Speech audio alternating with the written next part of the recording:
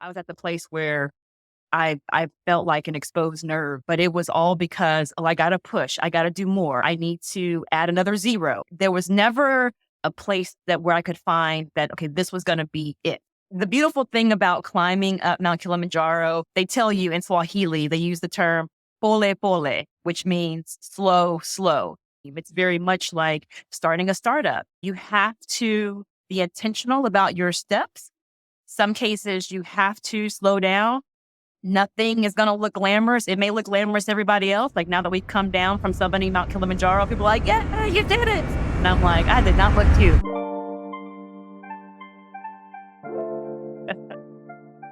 Well, Courtney, thanks for coming on the show. Yes. Thank you so much for having me, Elijah. I'm really looking forward to this conversation. Absolutely. Why don't we jump in and start with who is Courtney? Oh, how much time do you have? Let's see. Who am I today? Because I feel like it does vary by the day, by the week, by the month, by the quarter. But today, Courtney is a wife, is a mother. I am the founder and CEO of a tech company called ShearShare. People have nicknamed us Hairbnb, but we are a mobile app that connects salon and barbershop owners to individual stylists to build their empty space by the day. And we're doing that across 900 cities. And so I think no matter what I am, whether, I was a military brat when I was younger, and now I find myself leaving corporate America after 25-ish years to jump into entrepreneurship. Who does that? Not many people, but I live to tell the story. I'm somebody who wants to always pull out the best in others. I love it. I love it. Yeah. And as I was stalking you, sleuthing on you. We said we're going to use the sleuthing words because we're both stalkers. So as I was sleuthing/stalking you, I did see your corporate background. So you had experience at Oracle, kind of that's as big as enterprise as it comes. And then also a lot with academia and then obviously entrepreneurship. So that's quite the trifecta. I feel like I've had a lot of conversations with people where I'm in the corporate world, but it's really hard for me to make the jump to entrepreneurship. Or I'm in academia. It's really hard for me to go make the jump into entrepreneurship. Yeah. So you've not only made that jump, you've made all of those jumps. Yes. How was that? Why did you do it? Do you recommend other people do it?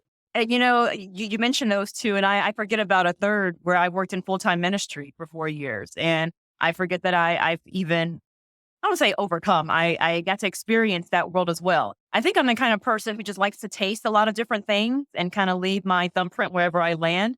But let's say, how did I make that transition? It actually was a conversation that my husband and I were having when I was at Oracle, being poached away from Oracle at the time to go work for this private equity firm based in Dallas, Texas. And they were looking to bring on a head of marketing for a myriad of their portfolio companies. And I was like, oh, yeah, this sounds great. I think I could do this. Did that, was able to do a successful exit, and then came back and said, now what? Like, I thought that was going to be like the penultimate of my experience as a marketeer. And thank goodness it wasn't. So I'm sitting down having a conversation with my husband, and he says, well, why don't you just go, consult? Like, you're amazing. People love you. Just go talk with all of the old chief sales officers or VPs of sales and marketing that you've had all these great relationships with over the past. And I'm sure they're going to have some kind of, projects for you. And boy, was he right. And so that is how I started kind of the little tiptoeing out of corporate America into entrepreneurship.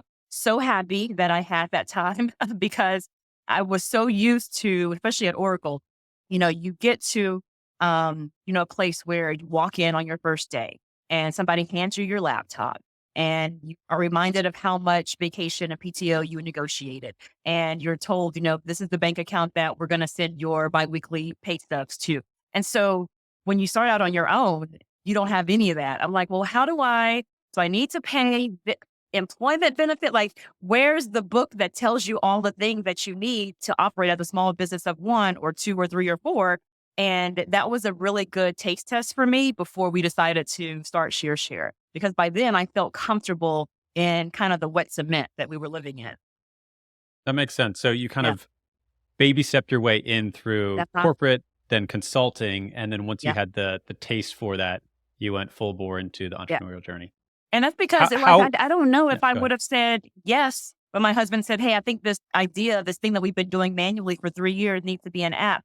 I don't know how I would have responded because I was so very comfortable with the golden handcuffs. I was so very comfortable with showing up every day enthusiastically in corporate America and pressing the same button every day, growing my team, growing my responsibilities, which is, par for the course.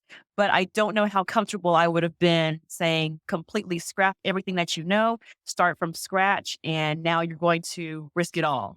I don't know how comfortable I would have been if I hadn't at least tasted a little bit of what that life what's going to look like for us. What was it that finally made you say, okay, I'm going to be a tech entrepreneur? Because tech entrepreneurship is not easy. It's extremely difficult. It's extremely expensive. It's really easy to mess up absolutely everything. So what was it about you or where you were in life that said, this really daunting, scary, awful, difficult thing that tons of people fail at? Yeah, I want to do that. That sounds great. That's a really good question. I think two things come to mind. My husband, for one, and having him as a life partner. He's been an entrepreneur his entire life. Like, honestly, this man is the most unemployable person that I know. And so seeing his modeling of, what it looks like to live the entrepreneurial life every single day, you fall down, you get back up, you fall down, you learn something else, you turn right, hit a wall, pivot to the left. Like, it was more comfortable for me to say, oh, well, I've seen him do it and do it. I think that's well. If I'm going to trust anybody, I'm going to trust us going into business together because I trust our judgment and I trust our business decisions and I trust our relationship. And then I think I pulled a little bit from my college athlete days. I ran track when I was at undergrad at SMU in Dallas. And I was actually this is a funny story. I was talking to a potential a person who might be training our son. Our son is a senior cadet and football player at the United States Air Force Academy, starting safety. He's amazing. And he really does have a shot to go to the NFL. So we were chatting with some people here locally about what does that world look like, and what are some of those like small nits that we could do to prepare him, right? And I think I pulled from this conversation as well. And this guy was telling me about all these 25, 30-year studies that they've done about the traits of a champion. And it kind of rests on three things. One is that you kind of have you have a higher sense of feel for any kind of situation that you're in. You usually don't have a fear of failure, and there's this situational awareness that can't really be taught, right? And so I pull from my old athletic days, and I'm like, oh, that feels like entrepreneurship. That feels like, because you're operating and having to operate at a very high, intense, high level every single day. I think that I was kind of born for this. So again, if I'm going to trust anybody with this crazy decision to jump and grow your wings on the way down, I'm going to trust my husband, and we're going to pull from how we've been able to live our lives all this time. Imagery of jump and grow your wings on the way down is very, very, it's the thing that I talk to other entrepreneurs. You definitely have it as well, obviously, but that is extremely exciting to a certain demographic and then terrifying to everyone else. So I love that imagery because it really, that's exactly what it is. It's jumping and growing your wings on the way down. And also sometimes you hit the ground and you haven't really grown your wings and you get back up and then you jump again. Yeah, I'm telling you, every day, like when you ask me, Courtney, who are you? I'm like, today my wings look a little bit longer, but yesterday they were like this. I was flailing. But that is the exciting part about this crazy journey, is that you don't know what your day is going to bring. And that really spoke to me when I was thinking about transitioning out of corporate America into something new. It's like, oh my gosh, like I don't sit down and press the same button every day. I don't continue to color the same green tree green every day. I have something new to think about and to use my brain and to be extremely innovative. And that really spoke to me. And so if you're out there listening, anyone who is interested in doing something different every day, entrepreneurship could be, the place that you would be extremely successful. Who knows? You said that you think you were born to do this. Yeah. You're now, what, 6 years in or something to ShearShare? Yeah. Yeah. Oh, so, it feels like 60, Elijah, but yeah, just 6. And also 3 days at the same time, right? It's I can relate so much. So 6 years in, and this definitely resonates with you, right? You're born to do this. Do you think entrepreneurs are born this way and then they find it? Or do you think they are made and adapted? And the reason I ask is I often talk to people who, again, glamorizes the idea of entrepreneurship. And for people like you truly enjoy every second, all the scrapes, the bruises, every single step, but you enjoy all of it. Do you think more people should try it out and see if they're fit for it? Or do you think it really is that hard and it's, it's probably born into you and you either enjoy it or you don't, but Yeah. it's not for everyone? Oh, that's hard. It's always like that nurture versus nature question, right? Um, I don't know the answer to that yet, but I do know that if I could go back and do it again, even in raising our son and mentoring other female founders, even in corporate America and beyond, I definitely know what I know for sure, beyond a shadow of a doubt, that people should definitely focus in on their strengths. You can always staff your weaknesses, right?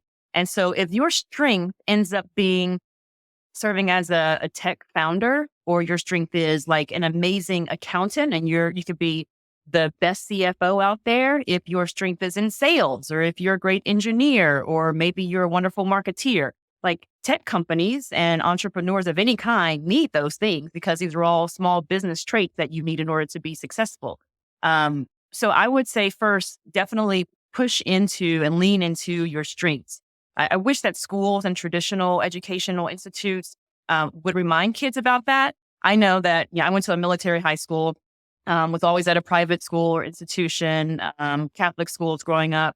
And it always felt like, as I think back, right, it always felt as if everybody wanted you to be well-rounded. Oh, you need to be not just good in math, but you need to be an amazing writer. And you also need to know how to cook or have some kind of skill set outside of traditional schools. And as I've gotten older and the longer I live, the more I think, gosh, I wish that because I knew that I was awesome in English, or like making things look and sound appealing, i.e. marketing and advertising, that I would have just thrown everything into that direction and then worried about the other stuff later. Like, what's that quote about, becoming an expert? It takes like 10,000 hours or something like that. Right. And that really boils down to like 18 minutes a day over the course of like 10 years.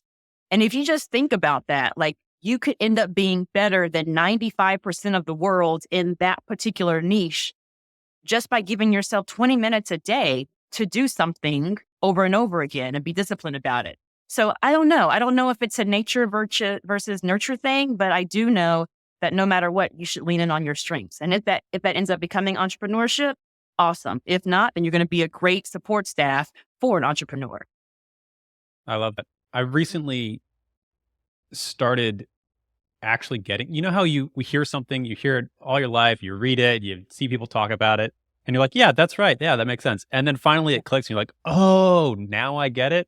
So for me, recently I've been kind of clicking with lean into your strengths and just forget the rest. Like, there's such a dichotomy. I love that you touched on the education aspect, because in education, it's, you need to be good at everything. If you're failing in other classes, it's not like, well, you're really crushing it in art, but you're sucking at math. So therefore, it's not like you can make it up in school. But in the real world, in life, in corporations or entrepreneurship or consulting, that is how it works. If you're really good at that one thing, they don't really care if you're doing your own bookkeeping. If you hire someone else to do your bookkeeping, that's fine, right? I have never asked our CFO what were her grades in math and English. I have never asked our engineer, how'd you do in whatever foreign language you had to study in high school. I've never asked those questions. I'm like, I'm hiring you because you're the best at XYZ, and that's the skill set that I want you to be able to come in and provide for this company. Yeah, it's so interesting how things kind of shift once you get through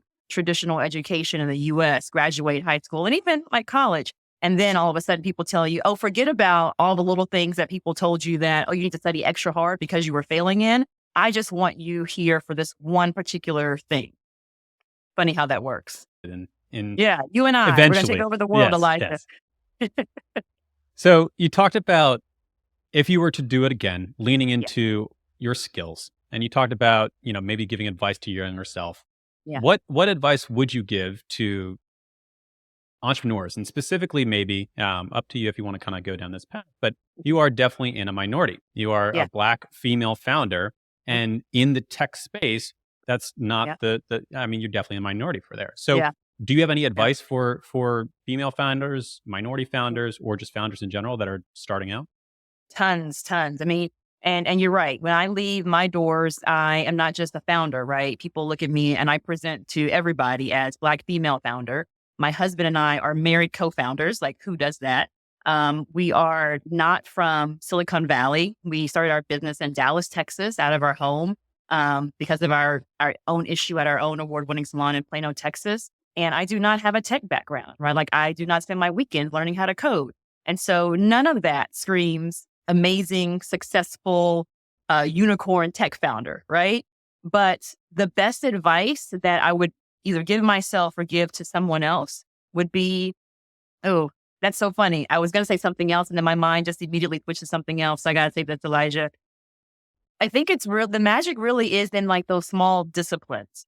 It's not in, oh, this is how you fundraise. These are 5 steps to hiring a tech team when you're not a technical co-founder.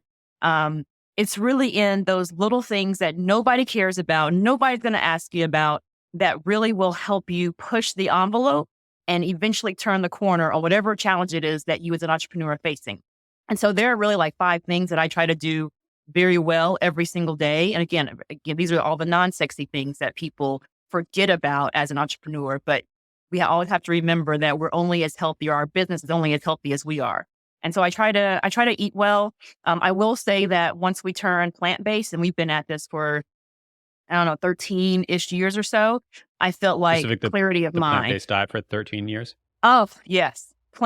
My mind, I all of a sudden, like the fogginess, and I didn't even realize I was living in a little bit of a fog, but after you eat like a big steak or a burger, your body says, oh, let's just sit down and go to sleep. I never had that. And so, I never had that after switching to a plant-based lifestyle. I always felt energetic. I felt like I could solve the world's problems. I had so much get up and go. So anyway, try to eat well, try to hydrate well. At the time, my coach was telling me, my therapist was telling me that wine does not count, although I was trying to convince her that they're made of grapes. So technically, it's fruit, I'm right? eating one of the food groups.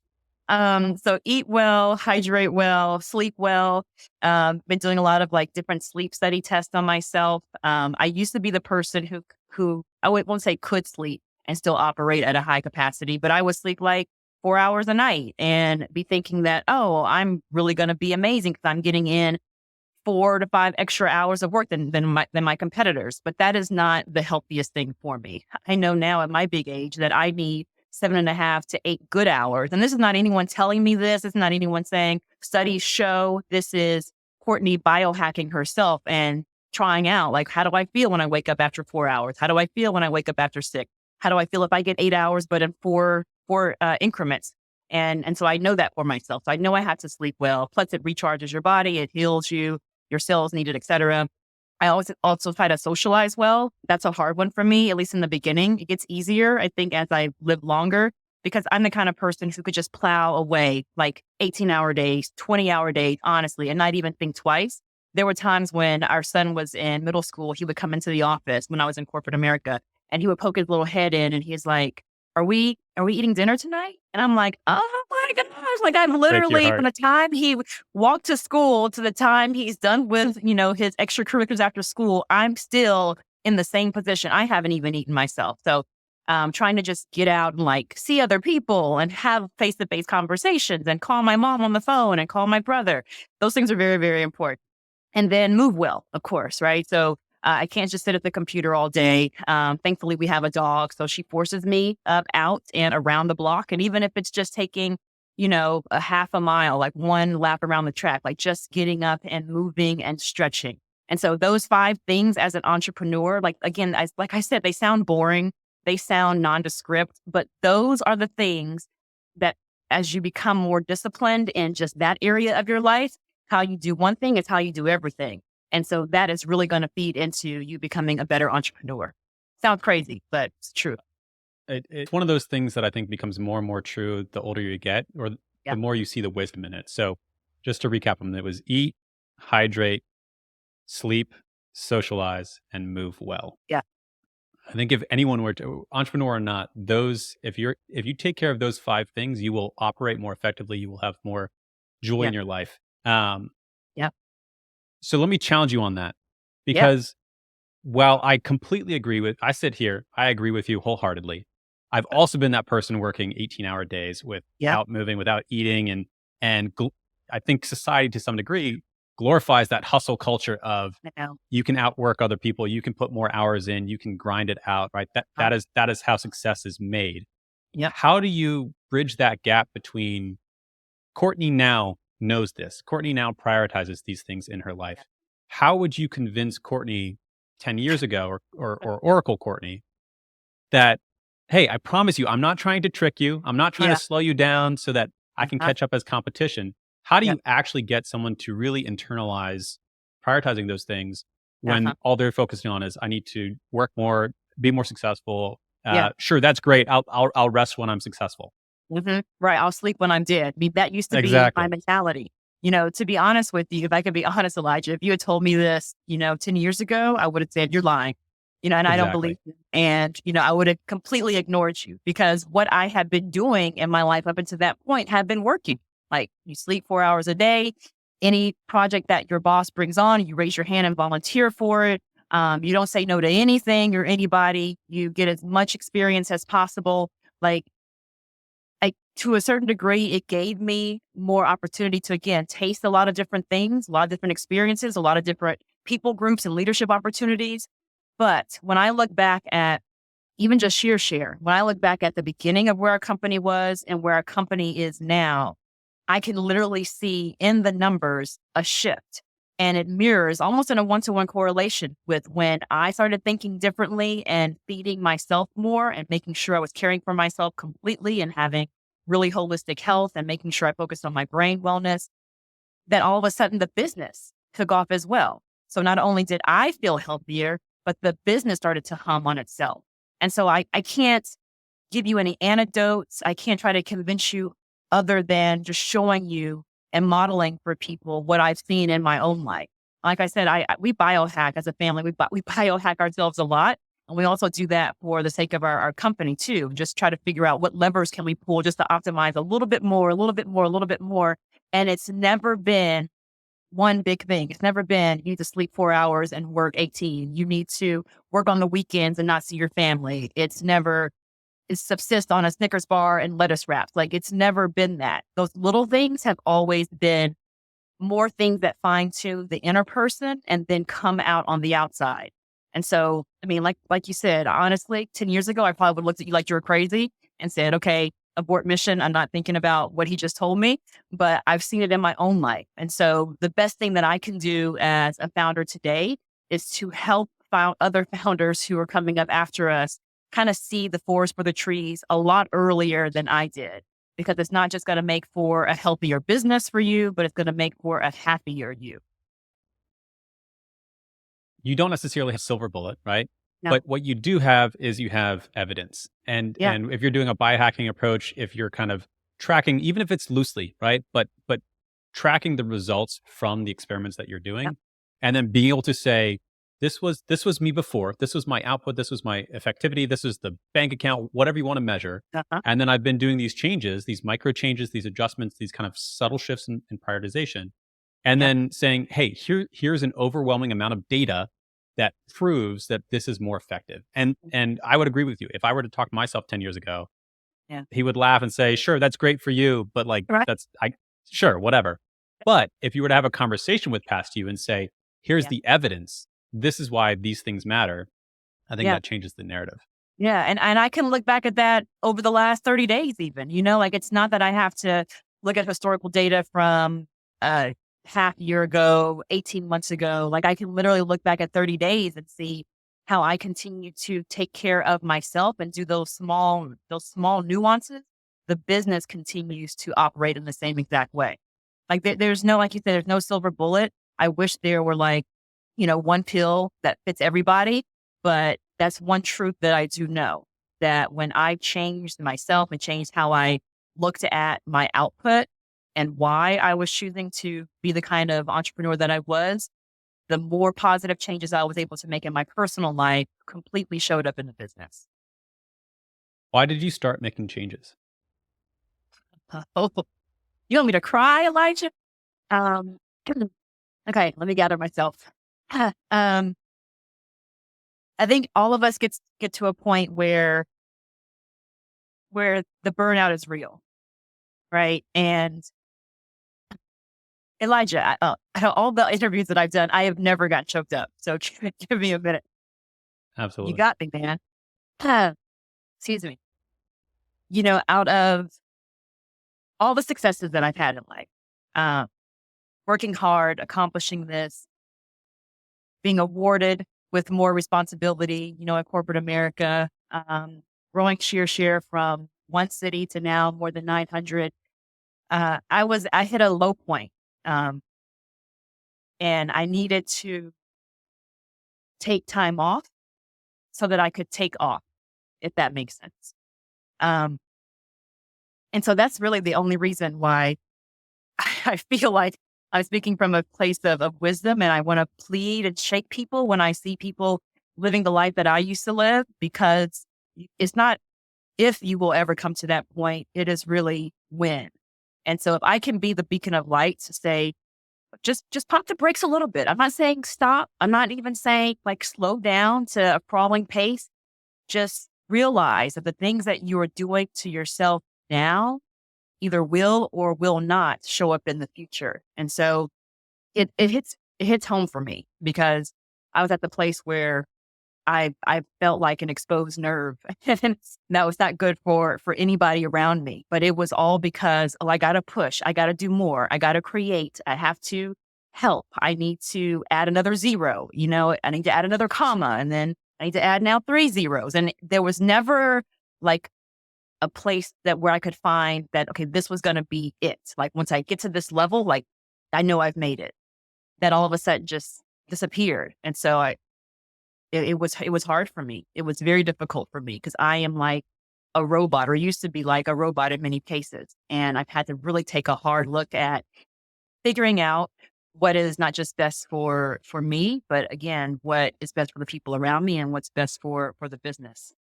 Oh, Uh, that was a hard question, Elijah. I appreciate the answer. Mhm. It's something where looking in from, or looking from the outside, Yeah. and you are this amazingly successful entrepreneur, successful woman. You've had an amazing career, but all those accolades and all those measurements of success don't mean anything if you don't No, feel fulfilled internally. no, And I've talked with several don't. friends and entrepreneurs where they go, go, go, they push, push, push, they sell their company, they get the multi-million dollar exit, they get whatever thing that they think that they're chasing is, Yeah. and or they just burn out, right? Yes. But either way, you hit this moment where it's everything that you've been striving for isn't enough. And No, there's not some external thing that you can get that will fill no, that void. And no. so I have empathy for the fact that you had to go through this painful experience, Mhm. but I also love that coming out of it, you became more intentional about who you are. And Yeah. hopefully, some other people listening to this don't need to have as painful of an experience of burnout to get to that other side of living the life that has meaning for you, not, Amen. another pedigree, another, accolade, another zero, another comma. Yeah. Thank you for that, Elijah. I appreciate that. There's a book that I was reading with my therapist called What Happy People Know. And it talks a lot about like this idea behind multidimensional living. And it's not just about what you do and with who you do it, but the purpose, like what brings you real joy. Like if nobody else saw what I did today, what makes me happy before my head hits that pillow? And that was kind of a jumping off point for me to just pause and say, am I doing the things that I love to do? Do I need to do them as fast? Do I need to continue to, what am I rushing towards? I'm just accumulating, but does it really mean anything? And so what I love about coming out of that was I did realize that what I'm doing and who I'm doing it with, I'm definitely on track. Like I truly am living a multidimensional life, but my pace was absurd. It was ridiculous. It was asinine. No one should be running, and I ran track. So I can say this, nobody should be running that fast. You don't need to. When you run faster and you hit the brick wall, it hurts more. And like if I was just kind of jogging along or even just speed walking, when you hit the wall, it doesn't hurt as much. But I was running on 10 every friggin' day. And that was not the healthiest thing for me or the people around me. And it did not make me the person that I wanted to show up as in the world. And so I'm doing the exact same things that I did, prior to that time, but in a way that makes me appreciate every moment a lot more because I had to intentionally slow down every day. I love that. I think Yeah. that there's tremendous wisdom in doing things that you love, but then doing them at a pace that brings Yeah. more energy in rather than drains you. Because you could Yeah. do something that you love, but if you do it, I love programming. I love tons of different Right. things. But if I just did that for 18 hours a day, Yeah. it would deplete me. It would sap my energy. I love building companies, but that would deplete me if that was all consuming. And Right. so it's not necessarily change the things that you do Yeah. unless you're doing the wrong things, but Yeah. adapt them to the life that is rewarding for you. Yeah. And I'll even say that it wasn't until I got older, at least in my 40s, where, you go to networking events and people ask, oh, what do you do? And for the longest time, I was a monolith. I do marketing for this company. I do marketing. And that was always marketing somewhere, whether it was full-time ministry, academia, corporate America, whatever. That was my thing. That was what I identified with. And I now see that I want to do lots of different things. And I am more than just that one thing that people see me as. And so it slowing down though gave me that intentional time to figure out what that was and the different people, the different stories, the different chapters that Courtney wants to be. And so I love that for myself. If no one else loves it, I love it for myself because that allows me to show up in so many different ways. And so that's why when you ask me, so tell me, who's Courtney? I was like, it really does depend on the day of the week and who I want to show up as. I will always show up and give people hugs. I will always show up and pull the best from people. That's probably the best thing about me. I love being able to take what people know about themselves of kind of that raw material and pull out the absolute best, be able to extract all that goodness so that they can just give back to the world. And I love being an exhorter. Like I will always lift you up and make you feel like you can grow wings. Like that is a God-given gift that I have. And so no matter what I'm doing in the world, marketing, full-time ministry, startup founder, wife, husband, wife, not husband, wife and mother, I will always be doing that no matter what. One of the things for me as well, you talked about being this monolith identity previously, Yeah. and then exploring the multifaceted Courtney and Yeah. understanding there are these different lenses, these different aspects to you. You also touched on one of the 5 different unsexy things that go into being a good entrepreneur, and I'm sure there are many more.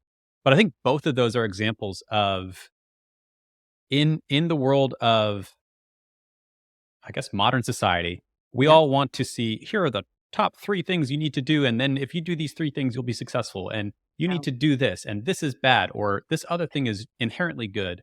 Yeah. And I think reality is far more nuanced. Mhm. And there's just a lack of attention for that nuance in life. But what Yeah. you've been talking about is little unsexy things Yeah. that help create a more fulfilling life.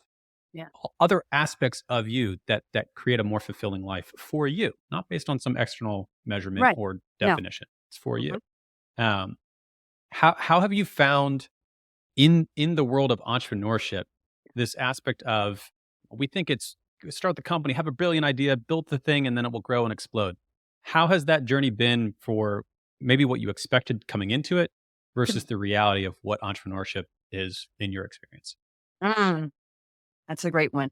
You know, initial expectation was, and I'm very glad that we didn't know everything because I think there's really some bliss of having a lot of ignorance going into it because you just don't know what you don't know. Right. And so when we first started, I honestly thought when we got that first download, that first person signed up, that first person who put in credit card information and actually rented salon space on our app, I was like, that's it. We've made it. Like, this is it. Every investor is going to be throwing money at us. We're going to go through all these number one accelerator programs. Everybody's going to know our name. And then we're going to sell big or either IPO in like 18 months. And that is I've not had what that dream. happened.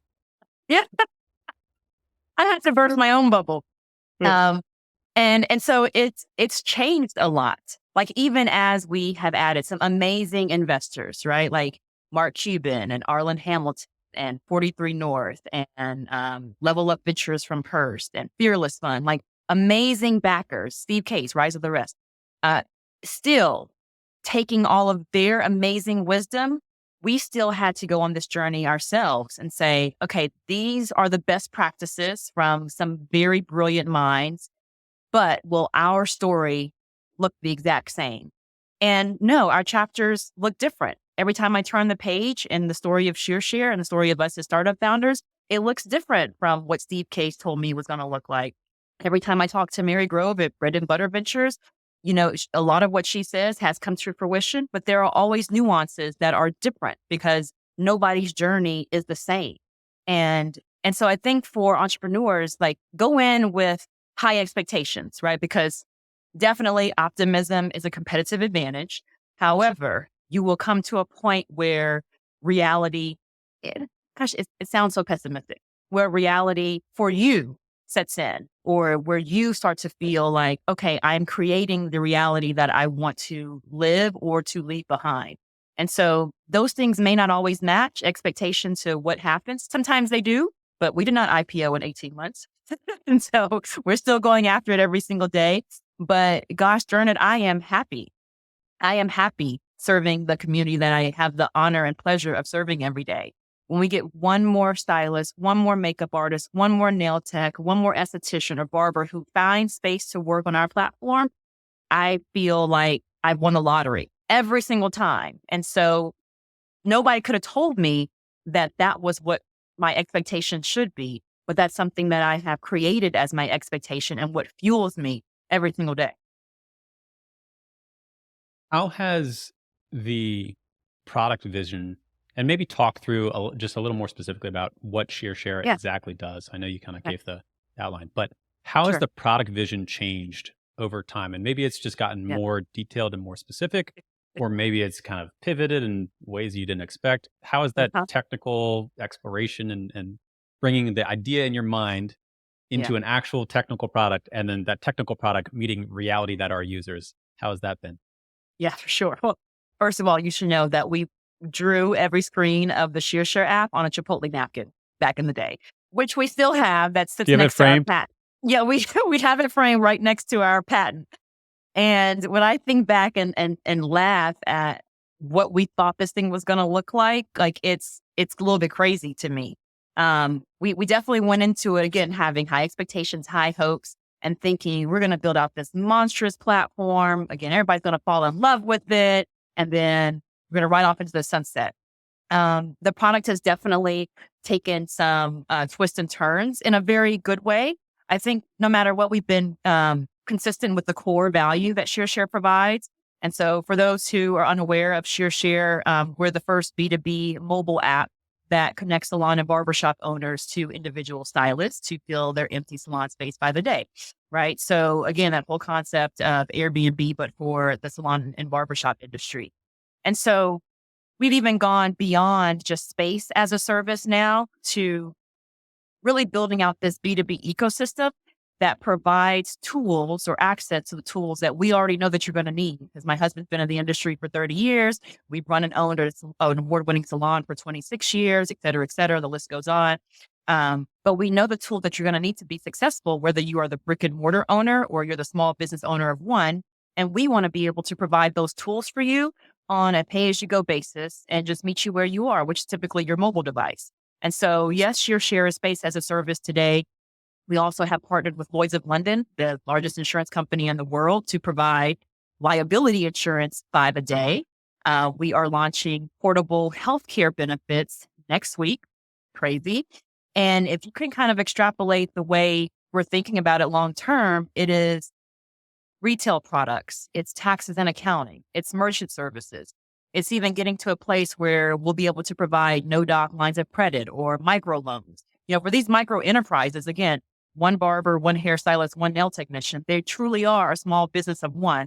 They are a micro enterprise, and we're the second largest industry that most people don't know for freelancers and independent contractors. And so they need just as much help and assistance and operational guidance as the Oracles of the world, but just on a smaller basis. And so we are providing that ecosystem for them. And so, yeah, it's changed a lot. Now, the roadmap used to look like this. We used to think that we were going to build this massive pond or ocean rather, and then found out that we only need to build a pond, for, these next 3 months or 6 months. And then we always go back and ask our community, like, is this helpful? Or ask our beta users, would you consider, is this a need? And they are very vocal, which I do appreciate about the beauty and barbering industry. Like, we ask a question, they're going to give us God honest answer and tell their truth. And so that's been extremely valuable as we continue to build this thing together. And I really do feel like the industry is helping us build out the future of work for the salon industry worldwide, right alongside us. That story that make a ton of sense, but also I think are really important to emphasize that you've learned these things now, but maybe someone starting out doesn't quite, fully embrace them. So I want to dive deeper here. So sure. A few of the things that you said was you talk to your users, you listen for feedback, you pilot things with beta customers, you have let go of ideas that maybe you thought you had and embrace kind of what the feedback is. So how did you end up going from, I have this vision, I know what this needs to be, I need to build this, and then you built something. I don't know what the initial product looked like. Yeah. But now it's morphed and expanded and shifted. How have you been able to let go of the idea of the thing you thought you were building and build it more collaboratively and open up with the community? Because some founders struggle with that. So hopefully that journey can be helpful in understanding. I think that this is probably the one place where I feel like we may have an unfair advantage when it comes to technical co-founders, because we are not set on code, build. And honestly, the answer to that question came in our very first conversation with the third-party engineering firm that we hired to help build out the ShearShare MVP. We now have our own in-house engineering team, a phenomenal CTO, et cetera. But in those early days, we took our Chipotle napkin, slid it across the table and said, we need you to build that. And they came back and said, we can do anything that you want us to do, but here's the price. I was like, well, so that was the initial, maybe we don't need all the bells and whistles, to start off with. And I'm so very happy that the price had such a sticker shock to, again, a non-technical co-founder, somebody who was going to drain her savings account and drain the family's 401k to get this thing off the ground. I'm very happy that came back to us because it gave us a moment in time to say, we probably don't need all of this. Like, let's just continue to start out small. We actually put out ads on Craigslist promising $5 Starbucks gift cards to any hairstylist or barber who would talk with us for 30 minutes. And found out that everything that we had on that Chipotle napkin did not need to go live in order for them to trust us and to choose to download and use ShearShare. And so because that happened for us in the very early stages of the business, talking to our users is paramount. Like, even my husband on the daily stand-ups that we have for our team, we're constantly reminding everybody doing two things. We're either writing code, talking to users. That's it. We're writing code and we're talking to users. And that's how we're going to continue to know whether we're getting that information directly from our beta users or from our test users, or people are going to vote with their dollars. They're going to tell us through their behavior, like, yep, I like that new feature. I like that new functionality, or nope, you can go ahead and get rid of that. And so we definitely make it a point to listen very, very intently. Write code or listen, talking to users. I think that is so fundamentally true. I think a lot of new entrepreneurs think, my idea is so brilliant, I just needed it to have this feature or that feature or this thing, and then it's going to sell for $1 billion in 18 months, right? We all start at that point, whether technical or not. But I think most great entrepreneurs recognize that their purpose is to create value for a specific audience. Absolutely. And you don't necessarily know what that value is. You might have a hypothesis, you might have an idea, but then you talk to your users and then you build the things that they ask you to build, and then they reward you with dollars, and then you create business and value. I think it's wonderful. And I think you articulate it extremely well.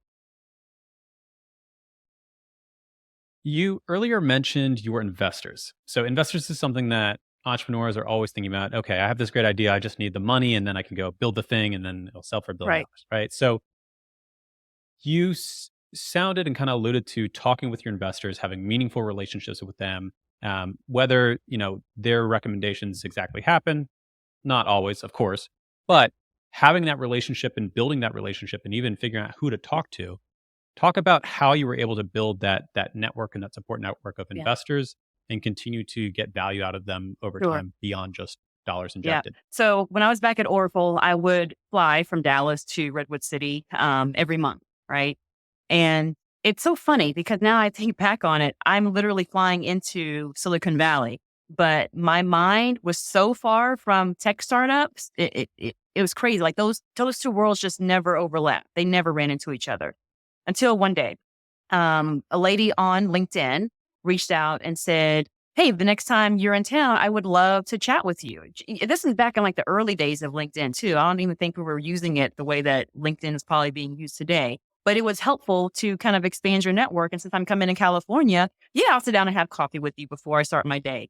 And thank goodness that I did, because years later, finding out that this lady cannot walk from her car to the grocery store without getting pitched, right? And so if I'm going to run into anybody who knows anything about the startup world, thank goodness it was her. So long story short, when my husband and I were doing this whole manual matching of stylists to empty salon space, and we were like, wait a minute, this is starting to feel like a full-time job. Like, where's the app that does what we do? Couldn't find it, and decided, that's probably our aha moment. He said, call that lady who used the word startup. And I said, oh, the one I had that random coffee with at the hotel. He's like, yeah, call her. Maybe she could help us out. We told her the idea, told her what we had been experiencing. And she was like, oh yeah, this is a $1 billion idea. Like, okay, that's great, but I don't see the $1 billion magically appearing in my account today. Like what's next? Like, give me the steps, give me the standard operating procedure. What do we need to be thinking about? And she said, well, most likely, you're going to want to go out and get a technical co-founder. We're like, okay, tried that. Didn't work. Not too prevalent in the Dallas Fort Worth area, right? Like our town at the time was known for, PepsiCo being headquartered there, and large insurance companies being headquartered there, and like all the large corporations, right? Not people who were thinking about, I'm going to quit corporate America and go 100% full on entrepreneur. And so tried that, didn't find one. And that's the one who actually introduced us to the third party engineering team, Great Connect. Fast forward a little bit, where that third party engineering team introduced us to something called a pitch competition. We're like, what the heck is that? Ended up winning our very first pitch competition, which fast tracked us into 500 startups, now 500 global. And then from there, we were introduced to investors. And that was a whole nother world. I mean, talking about vocabulary like term sheets and valuation and equity. And are you going to raise on a SAFE or a convertible note or a price round? I'm like, whoa, what world is this? And what did we just get into? And so that lady from LinkedIn, that LinkedIn connection, ended up coming alongside us every step of the way. And she's still a part of the ShearShare journey, even to this day. Her name is TD Lowe, and she's out of Silicon Valley, obviously, at Fortify Ventures. And she's been a wealth of knowledge and information and the cheerleading, hurrah when we needed it, all along the way. And so that was how we got introduced to investors. It wasn't that we sat down and said, okay, we've been bootstrapping for 2.5, 3 years. Now let's go out and find money. Because to be honest with you, we did not know that there were people called angel investors and VCs who would write you checks to go build your dream. Like, seriously? Where are these people? Like, bring them all to me. And so we were just doing what we thought we needed to do in order to see this thing in the real world. And that was drain the savings account. That was drain the 401k. That was drain all the SCP accounts that my husband had. And that was how we wanted to see ShearShare. Thought we needed to see ShearShare into the real world. And then again, got introduced to pitch competitions, got introduced into accelerator programs, got introduced to investors. And all along the way, honestly, just asking questions of people who are smarter than we are and saying, I don't propose that I'm the most genius person in the room. I'm okay every day having a teachable spirit and knowing that about myself, and just asking, like, who do we need to talk to about building a mobile marketplace? Who has had experience in the sharing economy and who's doing it well? Where can we as non-technical co-founders go hire an amazing engineering staff? And asking those questions over and over again and getting a lot of different data points and then checking in with our gut and then making a decision. I think that that's probably extremely relatable to a lot of people who might have a particular background or an expertise and identify the problem. But this world of tech entrepreneurship, this world of angel investing and term sheets and rounds and price rounds, and it's a lot. And if you don't have an in, or you don't have some knowledge about that or a connect, it's very hard to get in and kind of understand what is going on in the world. If you were to recommend some action that someone could take to find their TD low, what would that be? How would you kind of organically came into it and you were able to have a very meaningful, helpful relationship early on that was able to kind of help open up this world for you? Not everyone will necessarily have that. What should people be doing to kind of get into that circle, get into having conversations, get into meeting people in this world so that they can ask those questions? I, for one, am always raising my hand to provide that level of guidance. And I may not be as far along as other startup founders are, but if someone is just starting out, I'm at least a couple of steps ahead of them, and I can serve as that resource, whether it is opening up my own network. And so I always share my personal email. I may not respond immediately, but I will always respond. And I've seen that done well, even over the years. Prime example, we cold emailed Joe Gebbia when we were going through 500 Startup. And he responded back and said, yeah, come on out to the Airbnb headquarters and we talk shop. We thought we were going to have like 15 minutes with him, ended up being like 45. And what he told us in those 45 minutes still serves as like DNA structure to the company that is ShearShare. I will always appreciate the time that he gave a founder who was just starting out. And so I try to do the same thing, right? So if you need 15 minutes to chat about some crazy idea or you have no idea where to start, like I may not know all the answers, but I can tell you a lot of things that we've done that have worked and a lot of things that have done that have not worked. And if I could ever be helpful by opening up my extended network that I've now grown over the years, I'm always for that. So I guess what I'm really saying is like ask people questions and don't be afraid to cold call somebody or cold email somebody or LinkedIn somebody and DM somebody on Instagram. Don't be afraid that, oh, maybe I'm going to infringe on their privacy or I'm asking too much for them or they definitely don't have enough time. They're super busy. No, just you got to go for it. Because if you don't ask, you'll never know what that answer is going to be. What they always say, closed mouths don't get fed. Very true. Get out there and start talking to people. Start asking questions. I love it. I love it. Reach out to Courtney. Reach out to me. I'll connect you to Joe. No. There you go. Joe Gebbia, one of the co-founders of Airbnb, by the way. Sorry. But for anyone who doesn't know, but he's going to have a flooded inbox after this. He's like, Courtney said, like, oh, sorry, Joe.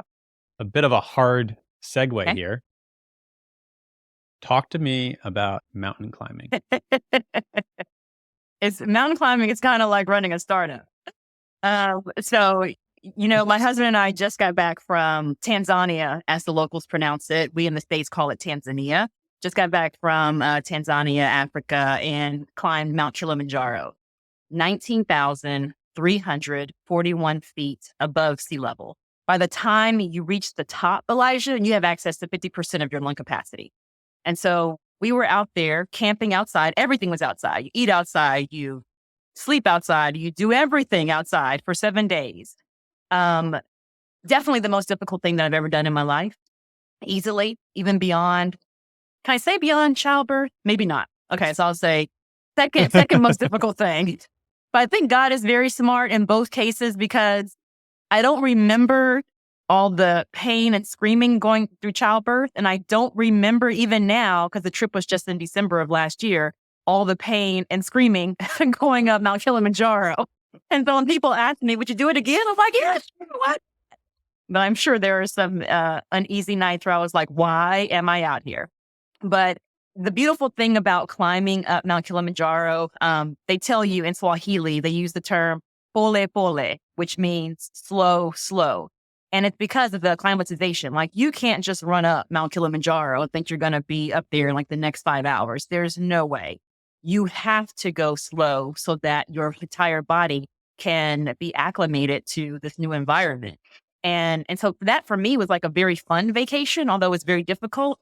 It forced me, like I mentioned earlier, I want to live my life in a very slowed down mode. It forced me to go slow. And before we got to Africa, I thought, oh my gosh, like, what are we going to be doing? What am I going to be? I can't read a book. I can't, listen to a book on tape while I'm going up the mountain. I can't, check into Instagram or whatever. Like, what are we going to be talking about?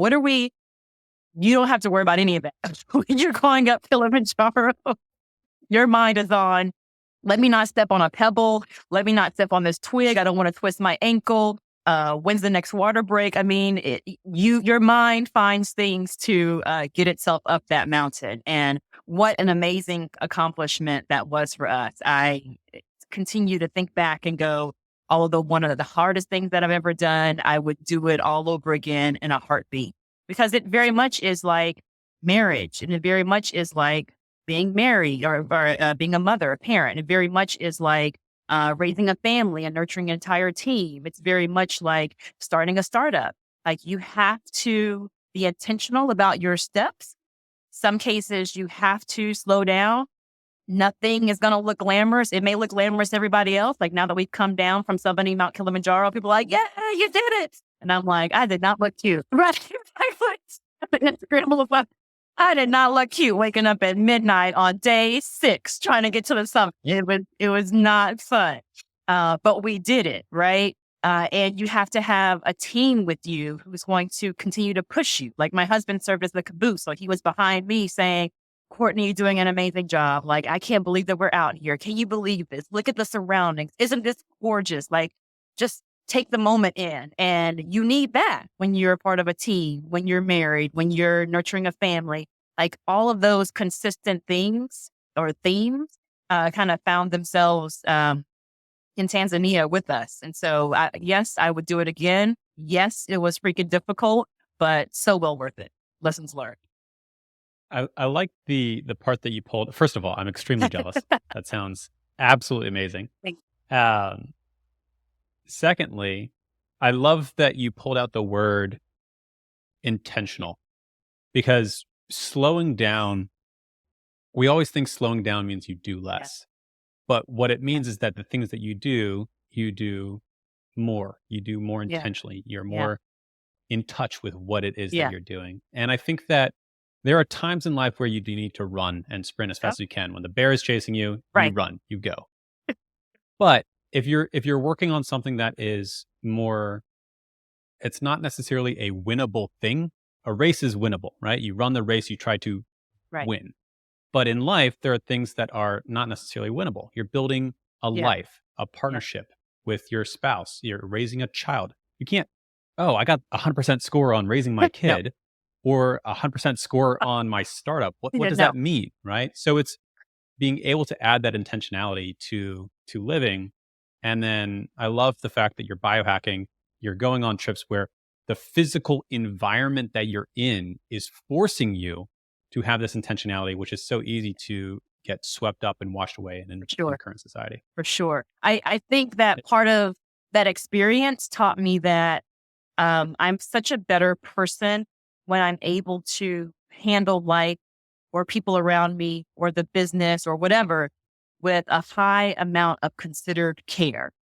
Right. And it sounds so simple, like, I'm passionate about this, or I have a heart for this, or there's something about, like, it's not even, it's like beyond loving what you do and who you're pouring into every day. It is just operating from a place of considered care. And that's something that I don't get to see every day from other founders. It's sometimes hidden, in a lot of, relationships that I even have, business or personal. But I try to make sure that I am bringing that to the table, because I know that I'm leaving an indelible mark on that person, that experience, that time. And it's because I've started out with being very intentional in that. You said considered care, and then you also said it sounds simple, almost as if that was an excuse of it's just this simple thing. But one of the concepts that I've been talking about with my co-founder, Rich, recently is the distinction between simple and easy. Something can be very simple to do it's 2 steps. It's just one thing. Do this thing, right? But easiness, it can be infinitely difficult to live every single moment of your life Yeah. intentionally. It can be difficult to show up with considered care with every single interaction that you have. And so some things in life are extremely simple, but that does not make them No. easy.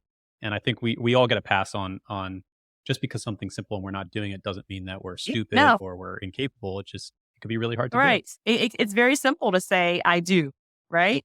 It's not easy to have an amazing marriage, right? It's simple to say, yeah, I think I want to go to college. I think I want to take that traditional course. It's not always easy to learn and create that, like, that lifelong learning habit of having a teachable spirit every day. There are so many things, you're exactly right, that are simple, but not as easy. Sure. One of the things I found while stalking you, I'll admit, is your line item in your budget for candles. Yes. So talk about self-care. Ooh, I have my Where does that candle fit in? going right now. This one, my husband just got me a Nautica candle. I love it. I think aromatherapy is my love language. And so I have lots of essential oils. Like, the way I start my day is I get out of bed, I stretch, I thank God that I'm on this side of the dirt. And then I go around the house and I turn on my diffusers. I light about 3 candles and incense. And, like, if I don't do that, I can't think of a day in a long time that I haven't done that. But if I don't do that, I would be a different person. Like, that is self-care to me. Like, it may have been like a self-care line item in my budget. But that's something that I have remembered. Like, I don't want to say I've discovered about myself. I've kind of remembered that about myself, that I have to have that in order to, start my day on the right side of the bed, for sure. That's important. Important to have whatever it is for you to kind of have your routine, your Yeah. ritual, take care of Yeah. yourself. I think especially in the frenetic world that we live in, the even more frenetic world of entrepreneurship can be even more For important. sure. And you think about, like, decision fatigue, right? There's so much of that going around, which is why Steve Jobs wore the same thing every day. I think Zuckerberg wore the same t-shirt and jean combination every single day.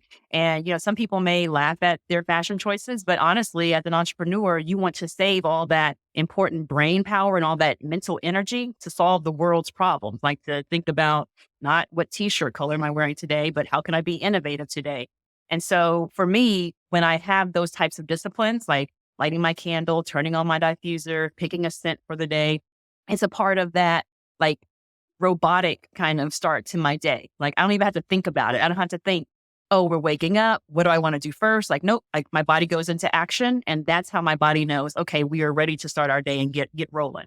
And that's been helpful, I'm sure, because, again, I don't have to think about, I don't take valuable brain energy to think about what is it that I'm going to do to kickstart my day. My body knows what it needs and it starts in motion. Building systems that set you up for success so you don't have to exert willpower to What you have just that said, Elijah. success. I like what you just said. That's, are you a chat I'm a big believer GPT? in. Are you? I promise this is Okay. Elijah GPT. No chat GPT here. Love it. Courtney, this has been a wonderful Oh, conversation. If you wanted to leave the audience with one idea, one concept, one question to yeah. struggle with, what would it be? One concept, one question. Oh, I know. It's kind of the way I try to live my life, even now, more so now, because the older I get, the more I dive deeper into this. It is feed what you want to live and starve what you want to die, in all facets in life. Feed what you want to live and starve what you want to die. That's beautiful. It's simple and maybe not easy, but I love the concept. Courtney, if people want to connect with Yeah. you, where can they find you online? Email? Where Yes, can they find please do. You guys have any questions, I can serve as your TD low. My email is Courtney@ShearShare.com. I'm usually behind the scenes on Instagram at our ShearShare account. We're ShearShare on all social media.